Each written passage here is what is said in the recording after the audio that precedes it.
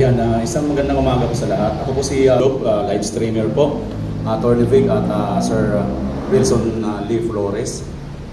Ang dalawa ko pong tanong, ito po muna, given na po ito no, na sa live ko po tuwing magla-live ako, ay ang panawagan ng taong bayan sa senator na nga ang Vic Rodriguez, Attorney Vic Rodriguez ay mas hindi po talaga nilang hinihiling na pinapanawagan, tumakbo po kayo ng pagka-senador. Lalo na nga po na sabik po ang taong bayan at kung titingnan natin ang part ng PDP, parang hindi po sila kumplito. So sa mga side ng mga DDA supporters, kayo po yung isa sa napupusuan nila. Ngayon, Attorney Vic, ito po yung tanong ko. Given na po na maging senador kayo, nag-umpisa po kasi ang lakad natin ito sa hakbang ng Maiso noong panahon, noong tungkol dyan sa opening statement nyo kanina, yung PI. Ito pong PI, dito rin po kauna-unahan natin nakita si PRRD na lumabas. Bilang live streamer, ay nakita ko po ito, nakakabahala.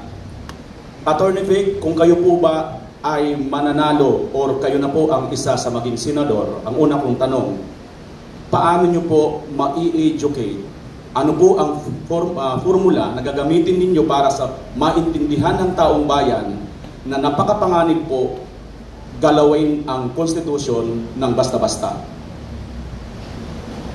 To do what we're doing in Hakbang ng Maiso.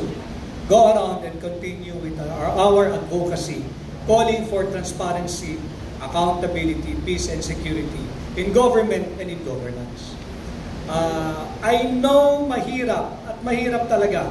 That is why that's why I'm considering yung Senate run, because ginagawa natin sa Maiso, but alam ho ninyo, mahirap magmula o magpasimula ng pagbabago mula sa labas.